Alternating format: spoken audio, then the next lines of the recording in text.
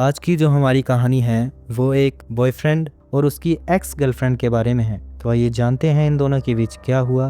और अगर इससे पहले आपने हमारे चैनल को सब्सक्राइब नहीं किया है तो प्लीज़ सब्सक्राइब कर लें। तो चलिए शुरू करते हैं। हमें अक्सर कहीं ना कहीं मर्डर्स के बारे में पता चलता रहता है, पर कुछ मर्डर्स ऐसे होते हैं जिन्हें सुनकर हमारे भी रोंगटे खड़े हो जाते हैं। तो आइए जानते हैं इस कहानी में क्या हुआ। ये कहानी भी कुछ ऐसे ही मर्डर केस की है जिसे लद्दाख पुलिस कभी सोल्व ही नहीं कर पाई। एक सुबह लद्दाख पुलिस को किसी अननोन नंबर से फोन आया कि उनके होटल में एक अनजान आदमी की लाश पड़ी हुई है। लद्दाख पुलिस ने कई सड़क दुर्घटनाओं में टूरिस्ट की मौत देखी थी, पर यह कुछ अलग सा था। एक होटल के रूम में मर्डर हो जाना ये इन्होंने पहली बार देखा था। वो लाश एक 28 साल के आदमी रवि की थी जो छुप के उस होटल में रह रहा था। उसकी गर्दन पर काले निशान थे और उसकी आंखें खुली पड़ी थी। ऐसा लग रहा था मानो मरने से पहले उसने कुछ भयानक देखा हो। जब पुलिस ने उस कमरे की छानबीन की तो उन्हें एक लेटर मिला जिसपे एक लड़की की फोटो भी लगी हुई थी। रवि ने उस लेटर में लिखा था कि उसकी जान को खतरा है और इसका जिम्मेदार कोई और नहीं, वो फोटो वाली लड़की रिया है। रवि ने लिखा कि उस लड़की ने उसकी जिंदगी तबाह कर दी। रवि ने लिखा कि जैसे ही वो कॉलेज करके दिल्ली आया तो उसके साथ कुछ अजीब होने लगा। एक दिन रवि बहुत जरूरी मीटिंग के लिए लेट हो रहा था और अपनी कार ड्राइव करके वहां जा रहा था, लेकिन अचानक उसकी कार के ब्रेक फेल हो गए। पर यह बहुत अजीब था क्योंकि एक रात पहले उसकी कार एकदम ठीक थी। ब्रेक्स फेल होने की वजह से उसका एक्सीडेंट हो गया और उसका हाथ भी टूट गया और सर पर भी चोट आई। लेकिन बेहोशी की हालत में उसने अपनी गाड़ी की खिड़की से बाहर देखा तो उसे रिया दिखाई दी। उसे देखते देखते रवि अचानक बेहोश हो गया। जब उसे होश आया तो वह एक हॉस्पिटल में था। रवि ने इस पूरे इंसिडेंट को एक वहम माना और उसे भूल गया। लेकिन कुछ दिनों बाद एक रात को उसके मॉम डैड ने उसे नींद से उठाया। उसने देखा कि उसके घर के शीशे टूटे हुए हैं। किसी ने बहुत बुरे तरीके से उसके घर पर पत्थर मार मार कर उसके घर को पूरी तरह से डैमेज कर दिया था। जब रवि ने खिड़की से देखा तो उसे वही लड़की रिया दिखाई दी। रवि ने घर से निकलकर उस रिया को आसपास ढूंढने की बहुत कोशिश की, पर वो उसे नहीं मिली। उसके बाद कुछ दिनों तक कुछ भी नहीं हुआ, लेकिन एक वीकेंड जब रवि अपनी गर्लफ्रेंड निशा के साथ उसके अपार्टमेंट में था, उस दिन कुछ ऐसा हुआ जिसे देखकर रवि का दिल दहल उठा। रवि और निशा अपने बेडरूम की बालकनी में खड़े प्यार मोहब्बत से बातें कर रहे थे कि तभी उनके अपार्टमेंट की घंटी बजी। रवि डिनर कलेक्ट करने डोर तक गया ही था कि अचानक उसे बालकनी से निशा के जोर से चिल्लाने की आवाज आई। रवि जल्दी से बालकनी की तरफ भागा, पर तब तक बहुत देर हो चुकी थी क्योंकि निशा 4 फ्लोर नीचे गिरकर खून से लथपथ बेजान पड़ी थी। उसने जब देखा तो बेजान निशा के साथ में ही खड़ी रिया उसे ध्यान से देख रही थी।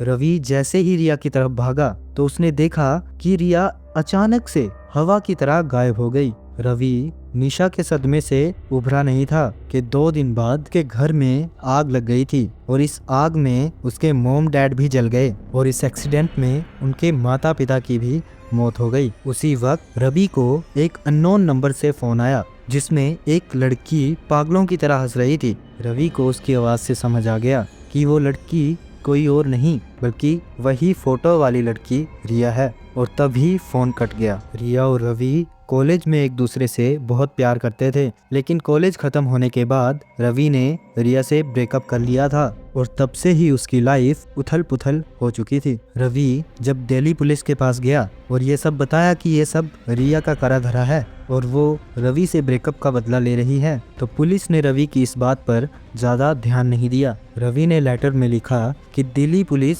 रिया के साथ मिली हुई थी। पुलिस ने कोर्ट में ये साबित करवा दिया कि रवि पागल हो चुका है। ये सब उसके मॉम डैड और उसकी गर्लफ्रेंड की मौत होने की वजह से हुआ है और उसे पागल खाने भिजवा दिया गया। पर उस पागल खाने में भी रिया ने रवि का पीछा नहीं छोड़ा। वो उसके कमरे में बहुत सारे चूहे छोड़ देती थी, जिसके कारण रवि को बहुत परेशानी होती थी। काफी दिनों तक ये सब सहने के बाद रवि को विश्वास हो गया था कि पागल खाने में भी रिया के साथ कोई मिला हुआ है। एक दिन मौका देखकर रवि वहां से भाग गया और सबसे दूर लद्दाख आ गया। रवि ने लेटर कैन में लिखा कि रिया उसे लद्दाख में भी हर रोज दिखती है और उसने लिखा कि उसके साथ कुछ भी हुआ तो उसकी जिम्मेदार और कोई नहीं बल्कि रिया ही होगी। लद्दाख पुलिस ने ये लेटर तो पढ़ा, पर उसके बाद ये केस उनके लिए और भी ज़्यादा कॉम्प्लिकेटेड हो गया, क्योंकि फोरेंसिक रिपोर्ट में ये साबित हो गया था कि किसी और ने नहीं बल्कि रवि ने ही अपने हाथों से अपना गला दबाकर खुद की जान ली। इनफैक्ट उसके पूरे कमरे में उसके अलावा किसी और के निशान तक नहीं थे। लद्दाख पुलिस ने रवि के होटल के आसपास की पूरी सीसीटीवी फुटेज चेक करवाई, पर रिया तो छोड़ो, उसकी कोई कदकाठी की लड़की भी वहां नहीं थी। दिल्ली पुलिस से जांच करके जब रिया के घर की डिटेल निकलवाई गई तो पता चला कि रिया उस घर में कई साल पहले रहती थी। पुलिस को एक और हैरान करने वाली बात पता चली कि रिया को मरे हुए कई साल बीत गए थे। रिया की बेस्ट फ्रेंड ने पुलिस को बताया कि रिया काफी टाइम से डिप्रेशन में थी और धीरे धीरे उसकी तबीयत इतनी खराब हो गई कि उसकी मौत कमजोरी की वजह से हो गई। पर रिया के डिप्रेशन में जाने का कारण कोई और नहीं बल्कि रवि ही था। रिया एक बहुत ही अच्छी लड़की थी और होनहार भी थी। रवि उससे प्यार का ढोंग करके उसका यूज करता था। एक बार रिया ने रवि को किसी और लड़की के साथ उसे चीट करते हुए पकड़ लिया था और इसीलिए उसने रवि से ब्रेकअप कर लिया। लेकिन रिया रवि से बहुत प्यार करती थी, इसलिए वो ब्रेकअप के बाद डिप्रेशन में चली गई। ना वो कुछ खाती पीती थी, ना किसी से बात करती थी, बस उदास बैठी रहती थी। दिल्ली पुलिस से सारी जानकारी लेने के बाद और आसपास की सारी तहकीकात करने के बाद लद्दाख पुलिस ने यह माना कि रवि पागल हो गया था और अपनी मौत का जिम्मेदार वो खुद था। लेकिन पुलिस के दिमाग में हमेशा एक डाउट रह गया, क्योंकि रवि के लेटर में लिखी सारी बातें सच थी। उसके माता पिता का जलकर मरना, उसकी गर्लफ्रेंड का गिरकर मौत होना, इसलिए कभी पुलिस को कोई ठोस रीजन नहीं मिला कि रवि अपनी जान खुद क्यों लेगा। फिर भी मीडिया की प्रेशर की वजह से उन्होंने ये केस क्लोज कर दिया। क्या सच में रवि पागल था या उसे अपनी एक्स गर्लफ्रेंड रिया की आत्मा दिखाई देती थी जो उससे बदला लेना चाहती थी, और शायद इसलिए उसने रवि की पूरी लाइफ खराब कर दी और फिर उसे मार डाला। आपको क्या लगता है? हमें कमेंट्स में ज़रूर बताएं और हमारी इस स्टोरी को अपने दोस्तों के साथ शेयर कर दें।